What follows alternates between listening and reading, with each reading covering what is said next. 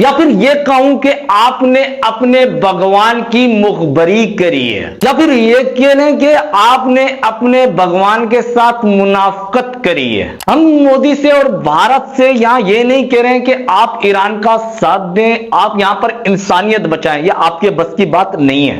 तो दोस्तों ये बात बहुत आम सी हो चुकी है, क्रिकेट में पाकिस्तान जिस टीम का साथ देती है वो टीम अक्सर हार जाती है। लेकिन यहां मुद्दा क्रिकेट का नहीं, जंग का है। लेकिन जंग के अंदर हिंदुस्तान जिसके साथ देता है वो मुंह की खाता है। आप फर्ज करें कि आपने अपने बहुत खास दोस्त को अपने घर पे दावत पे बुलाया है, आप उससे गले मिलते हैं, मुस्कुराते हैं, सेल्फियां लेते हैं, फिर वही दोस्त मुस्कुराते हुए आपकी दहलीज से बाहर कदम रखता है और आप कर देते हैं मुखबरी। जी हां, बिल्कुल हिंदुस्तान ने ऐसा ही किया, अपने घर में ईरान को दावत दे के बुलाया, फिर उसकी मुखबरी करी, फिर उसे कत्ल करवाया और फिर अफसोस तक ना किया। जी हां, ये कहानी शुरू हुई 15 से 25 फरवरी के दरमियान, जब ईरान का जदीद तरीन जंगी जहाज इंडिया की दावत पर हिंदुस्तान आता है। और भारत में यह कहावत बड़ी मशहूर है कि मेहमान भगवान का रूप होता है, मगर भारत ने यहां पर भगवान की कमर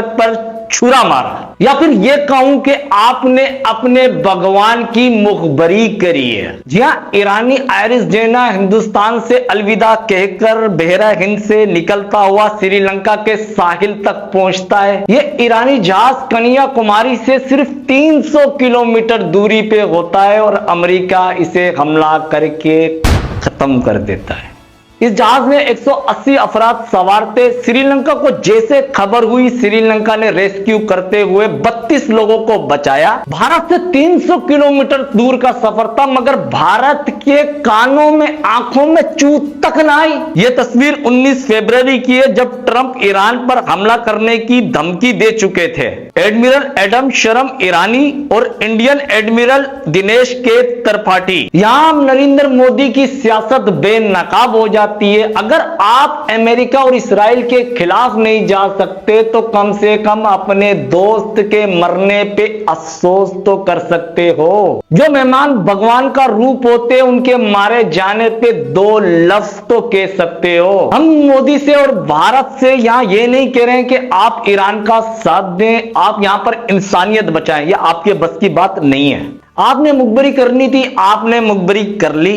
आपने मुनाफकत करनी थी, आपने मुनाफकत कर ली। यहां तो हम आपसे सिर्फ अपील कर रहे हैं कि आप अमेरिका और इस्राइल के लिए खुल्ला कह दें कि हम इनके साथ हैं और हम ईरान पे खुद भी हमला करने जा रहे हैं। अब फैसला किसी और ने नहीं करना, फैसला किसी न्यूज़पेपर ने नहीं करना, फैसला किसी वीडियो ने नहीं करना, फैसला आपने खुद करना है। इस्राइल ने ईरान पे हमला किया, वहां 165 बच्चियों की मौत होती है, मगर मुखबर नरेंद्र मोदी वहां पर भी खामोश रहता है। आप कसूर बताइए उस 165 बच्चियों का और नरेंद्र मोदी की खामोशी बताइए। अब आप रुकिए, नरेंद्र मोदी की वो तकरीर जो विक्रांत के लॉन्च पर की थी, जी हां, उसी तकरीर की बात कर रहा हूं जो नरेंद्र मोदी ने 56 इंच का सीना चौड़ा करके कही थी। तो भारत का उत्तर है विक्रांत। भारत बहरे हिंद का मुहाफिज है। मतलब यार कौन लोग हो यार आप? यानी आपका भगवान मतलब मेहमान जब डूब रहा था, मारा जा रहा था, कहां थे आप? कहां है वो मुहाफिज? मुझे दिखाओ यार। यहां तो श्रीलंका दिखा हमें मुहाफिज, श्रीलंका रेस्क्यू करते हुए बचा गया। वो मेहमान श्रीलंका के नहीं थे, वो मेहमान भारत के थे। वो भारतीय नेवी ने दावत देकर बुलाया था और मुखबरी करके उन्हें शहीद करवा दिया। आप खुद सोचे, आपको क्या लगता है कि भारत ने ईरान को धोखा नहीं दिया? क्या भारत यहां पर धोखा देने में कामयाब नहीं हुआ? यार ये अनभक्त कहां सो रहे हैं? क्या अनभक्तों को दिख नहीं रहा? और आहिस्ता आहिस्ता नरेंद्र मोदी बेनकाब होता जा रहा है। हम मिलते हैं आपसे फिर नेक्स्ट वीडियो के अंदर। जब तक आप सलामत रहिए। पाकिस्तान जिंदाबाद।